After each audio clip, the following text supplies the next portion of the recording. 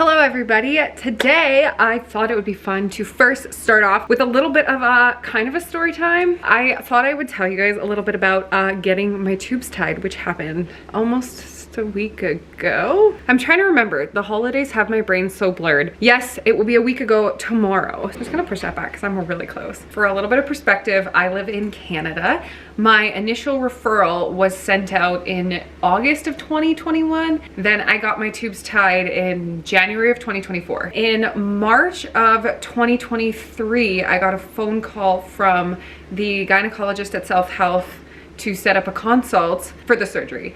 So it was literally like 2 or 3 weeks after I found out I was pregnant.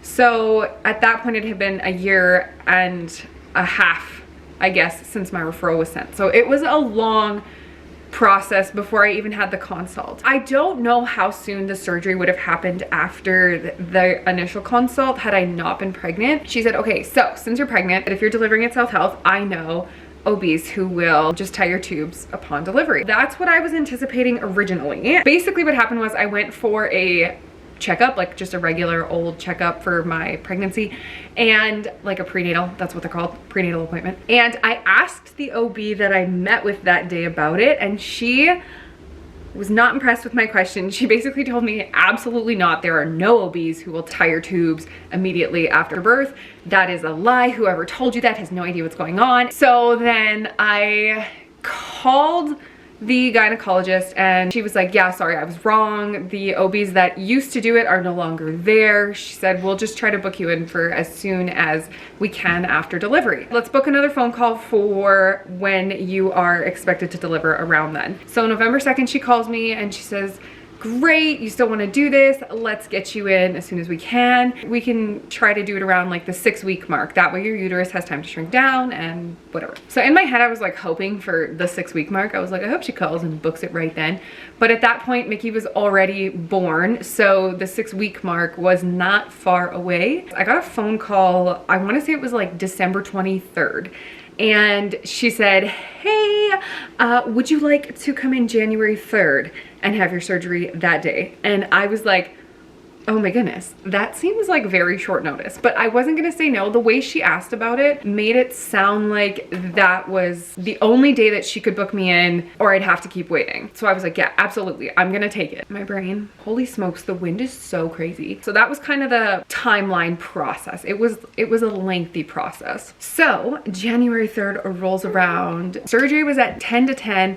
So I had to be there at 7. My mother-in-law brought me because Clayton was not feeling so hot, and so he stayed back with the other kids, and then my mother-in-law and Mickey and I went. And when you get there, they need like a urine sample because you have to do a pregnancy test. I had to sign my consent forms just saying I understand that it's a permanent surgery. My gynecologist came in and she wanted to meet with me before the surgery, so she just like came into my room really quick to say hi. And when she came in, she said something about this being a last minute, and she just had to book it really quick. And I was like, okay, that's kind of interesting. And then she left. So then I was talking to, I'm gonna say the anesthesiologist. Is that what they're called? I hope so.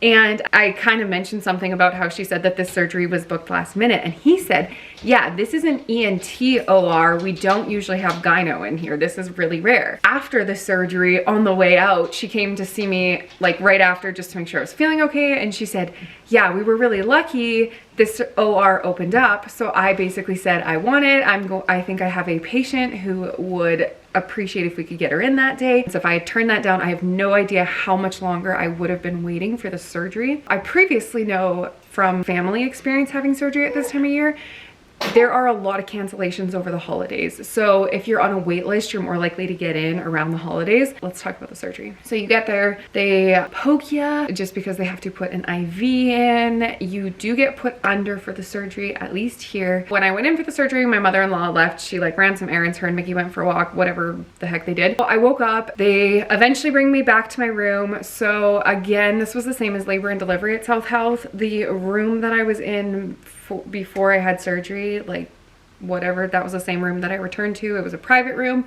When I went to Peter Lougheed to get my tonsils out, it was not a private room. My surgeon came in, she checked on me, she said, "You're all good." I said, "Yeah, I feel good." She said, "Okay, we'll book a follow-up," and she left. I was told I could leave. I will say that I was not expecting the recovery to be as challenging as it was, but it's like 2 tiny little incisions. So they go in laparoscopically, and they went in basically through my belly button and then right above the kind of like pubic line. And it's like the tiniest little incisions, and I swear I was sore for so long. Like I felt like my belly button was ripping open for the first couple of days. I also didn't take the pain meds they gave me. Like they gave me 2 prescriptions for pain meds, and they said to take them for 2 days after. But I was going to have to pump and dump for those 2 days and then pump and dump for a 3rd day after while it was coming out of my system. So I just relied on Tylenol the whole time because I really didn't want to put myself through the difficulty of pumping. It felt like really intense period cramps quite a bit. The one thing I will say was the biggest help was my mother-in-law dropped off her electric heating pad, and I used that. Like I barely took it off for like 2 days because it just felt so good on the cramps. Just editing, Emily, popping in really quick to tell you guys, I forgot to mention that I also had bleeding like a period, and I wasn't expecting that, and I just wanted to throw that in for anybody who's planning on having theirs done.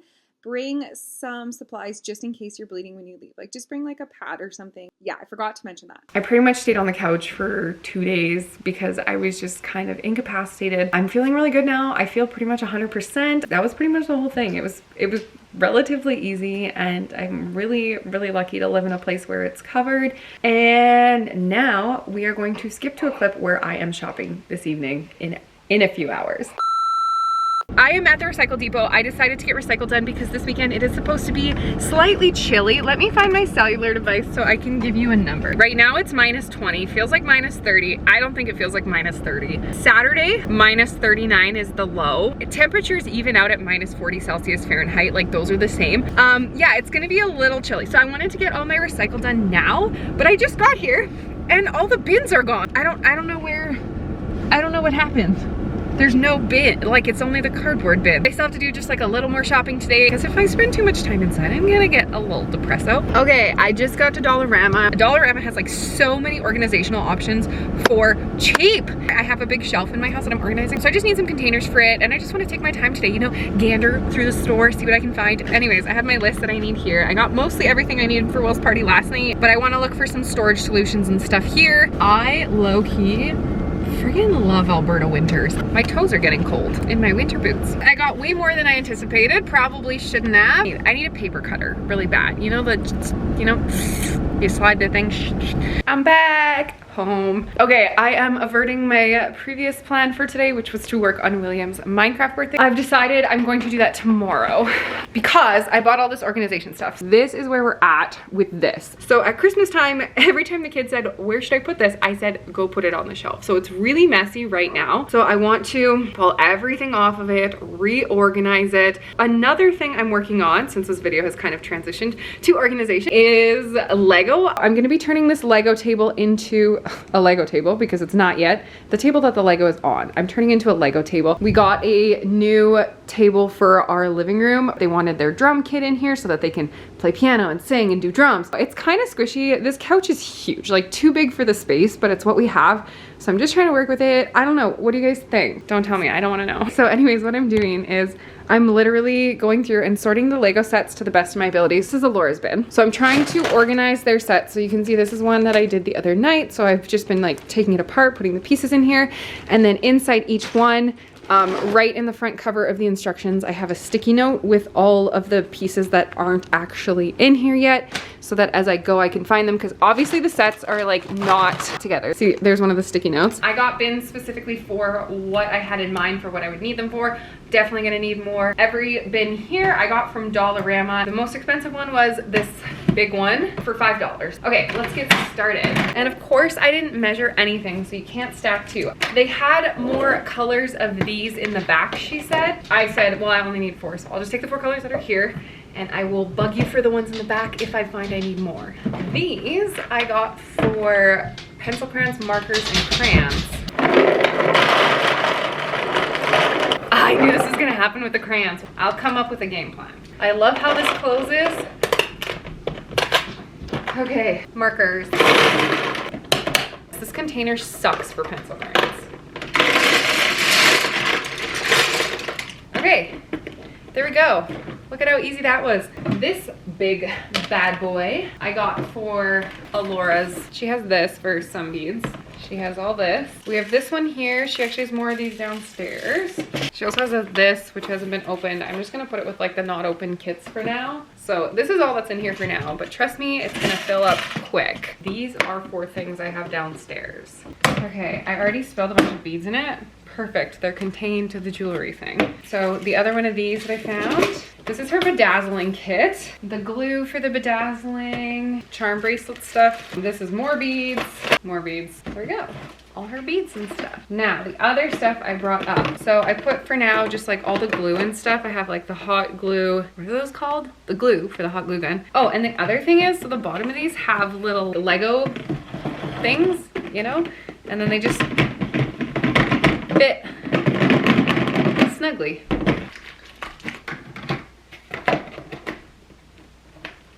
Okay, I'm gonna go put the rest of the paints in this one. I'm just adjusting the angle a bit so you can...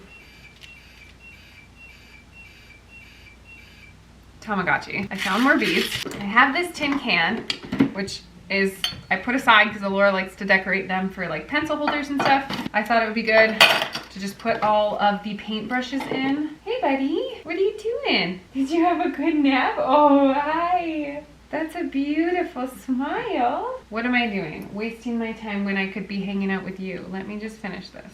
Thank you so much for waiting patiently, Mickey. I'm all done this. Okay, I don't actually have room on the shelf for these right now because it is chaotic.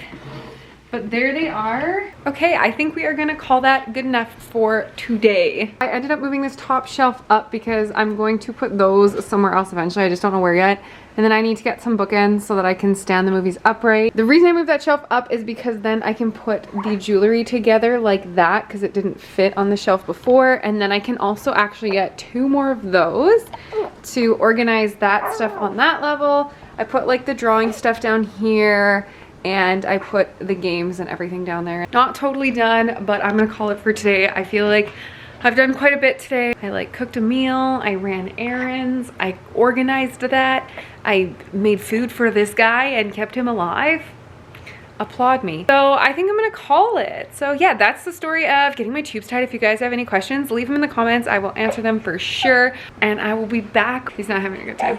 Thanks so much for watching.